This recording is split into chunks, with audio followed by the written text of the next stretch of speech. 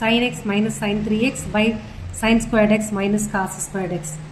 இப்போ நியூமரேட்டர் பாருங்க, sin x minus sin y அந்த ஃபார்முலாவில் இருக்கா?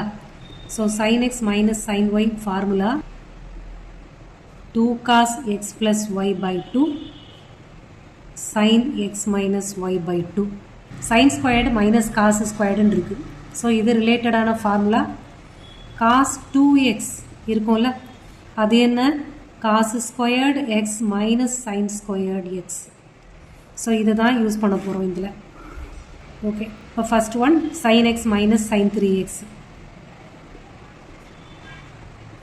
இந்த ஃபார்முலா படி எழுதலாம். 2 cos x plus 3x by 2 sin x minus 3x by 2.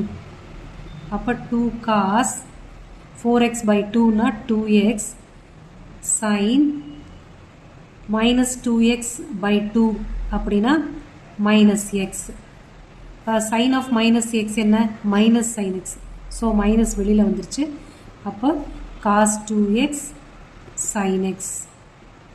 Formula sin of minus xனா minus sin x. அதுதான் இங்கே யூஸ் பண்ணியிருக்கோம்.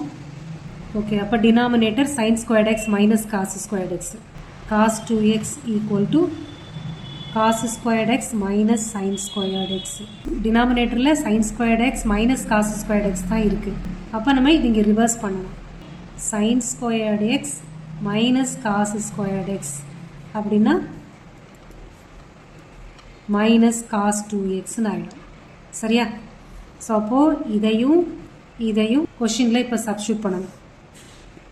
sin x minus sin 3x divided by sin squared x minus cos squared x equal to 2 cos 2x sin x by minus cos 2x.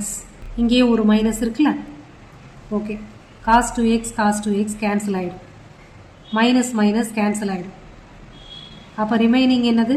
2 sin x. இதுதான் நம்மளோட RHS.